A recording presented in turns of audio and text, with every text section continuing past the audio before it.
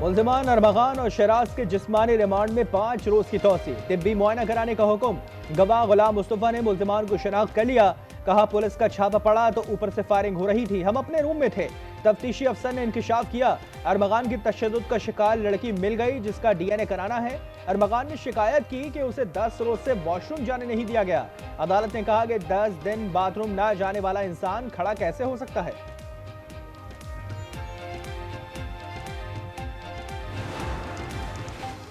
अरमगान रकूम को बराह रास्त crypto currency में मुंतकिल करता था। $मिलियन क्रिप्टो में तब्दील किए। मुतादिद मर्चेंट अकाउंट्स का इंकशाफ। माहिरीन के मुताबिक क्रिप्टो में तब्दील करदा रकम की शवाहिद हासिल करना मुमकिन नहीं होता। मनशियात के गंदे धंधे में बड़े किरदार भी नकाम। मुल्जिम साहिर ने बड़े बिजनेसमैन, सियासतदानों और दीगर के नाम बता दिए। स्पेशलाइज्ड यूनिट को बताया बाजिल और याया से मनशियात लेकर फरोख्त करता था। करोड़ों की मनशियात मंगवाई। हर हफ्ते 4 से 5 लाख रुपए अदा किए।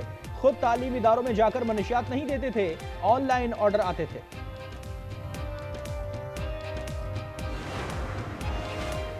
कराची गार्डन से मुबैना तौर पर अगवा कमसन अली और आलियान की 1.5 माह बाद भी अदम बाजियाबी। अहले खाना और इलाका वकील का एहतजाज। चिड़ियाघर के करीब चौरंगी आग लगाकर बंद कर दी गई। बदतरीन ट्रैफिक जैम।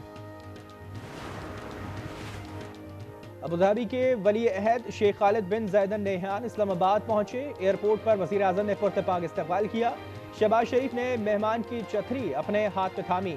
वज़ीर आज़म हाउस में मुअज़्ज़ज़ मेहमान को गार्ड ऑफ ऑनर पेश किया। 2 तरफ़ा ताउन के मुआहदों और याददाश्तों पर दस्तखत मुतवक्के। वली अहद की ऐवान सदर।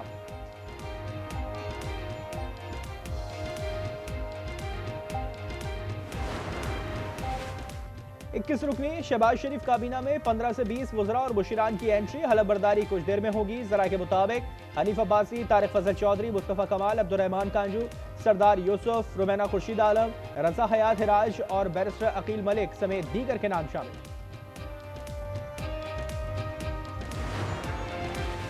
पीटीआई रहनुमाओं को बानी से मुलाकात की इजाजत ना मिल सकी। उमर अयूब कहते हैं बानी ने 6 रहनुमाओं के नाम दिए थे, बारिश में खड़े रहे, अदालती अहकाम के बावजूद मुलाकात नहीं कराई गई।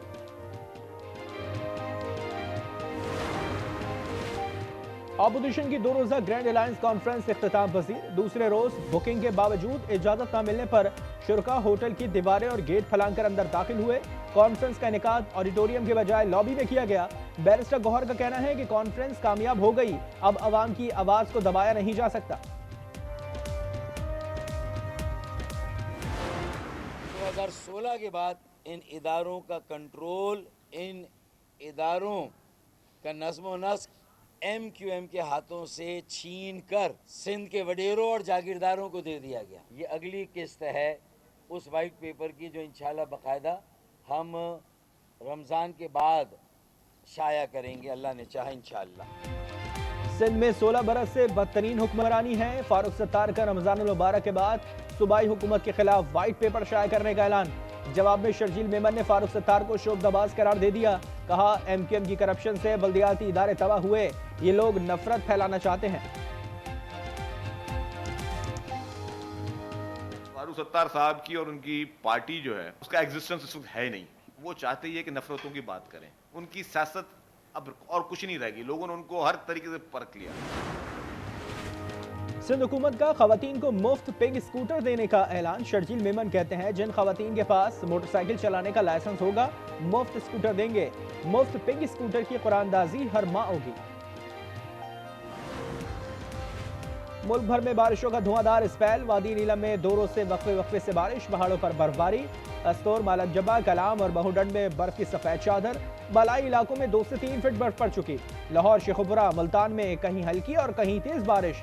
सिंध और बलूचिस्तान के कई इलाकों में भी बारान रहमत।